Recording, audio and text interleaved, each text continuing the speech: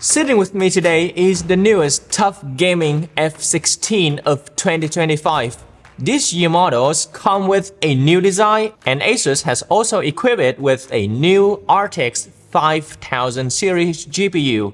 The starting price for the RTX 5050 version is around $1,200 and it can go up to $2,000 for the RTX 5070. And the version we have here is the RTX 5060 paired with the Intel Core i7-14650HX, and it's now sold at around $1,500.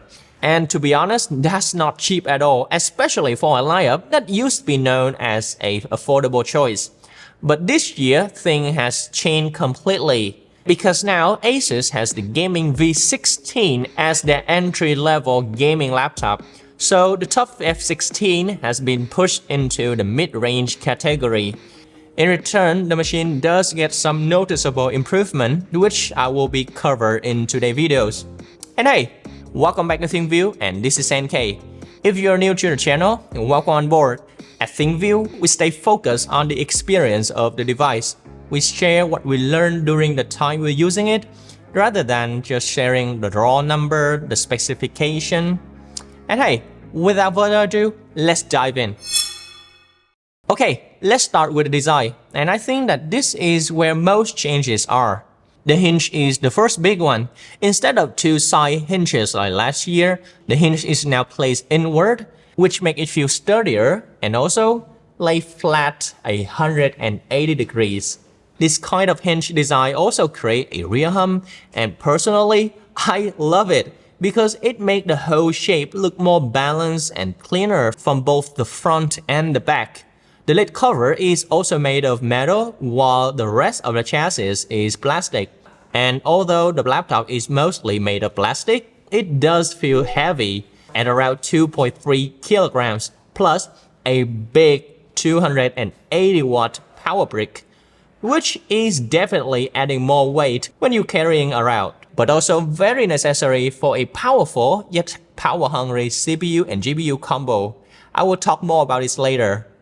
The new design adds more cooling vents across the rear edge, improve airflow compared to the last year two small vent. The only thing that feels like a missed opportunity here is the port placement.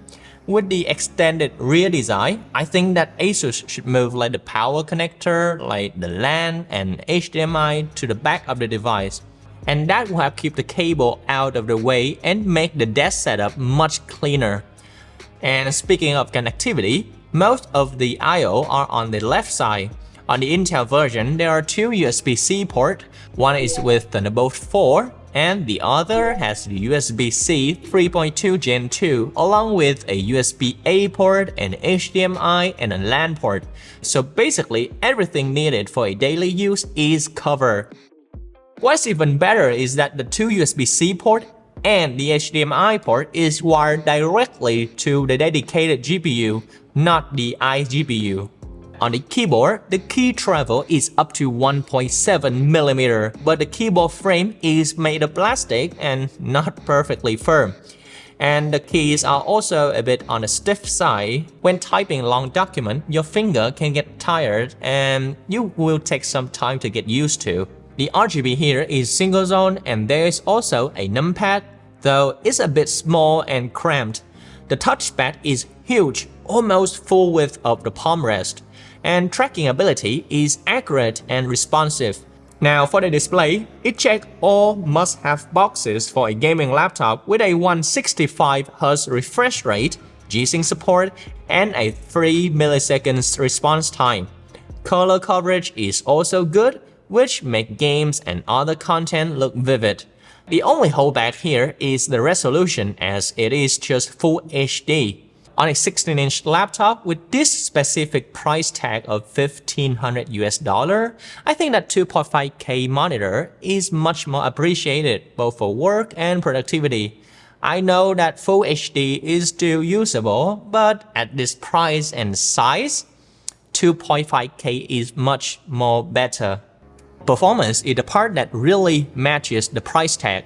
As I mentioned earlier, with the included 280-watt power adapter, it helped both the Intel HX CPU and the RTX 5060 with the TGB of 115 watt can run at full potential. So this laptop is very suitable for AAA games and even heavy workload. The good thing is that the performance on this laptop is be able to caught up with the performance.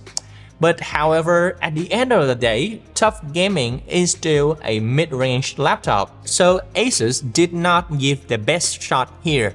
There are a few things that you should keep in mind. First, it's freaky loud. To get the performance stable, the fan can get really noisy if you push it. It can get up to 60 decibel. And to give you a better example, take the ROG Strix G16. That machine at maximum fan is just around 54 decibel. So when using this TUF laptop, I found myself frequently sticking with the performance mode as my daily choice to keep the noise manageable. In long gaming sessions, CPU temperature sit close to 90 degrees Celsius, and in comparison with a few laptops that we have covered this year, this is hot. However, there is one simple trick that works surprisingly well. Simply just lift up the bottom part of the laptop and voila!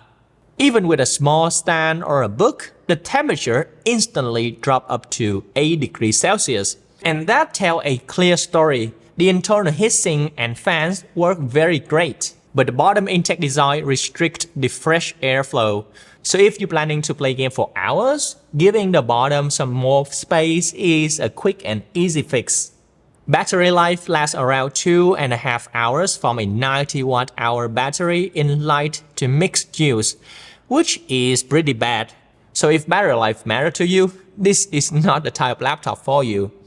On security feature, there is now an IR camera that supports Windows Hello for facial unlock, which wasn't there for the 2024 version. Waking up from sleep and logging in feels nearly instant. Usually, it takes less than a second, so it's a small upgrade that actually makes a big difference in daily use. Now, let's talk about the price again, because that's the only thing that prevents people from buying this one. The RTX 5050 version sits at around $1,200 and actually feels fair for what it offers.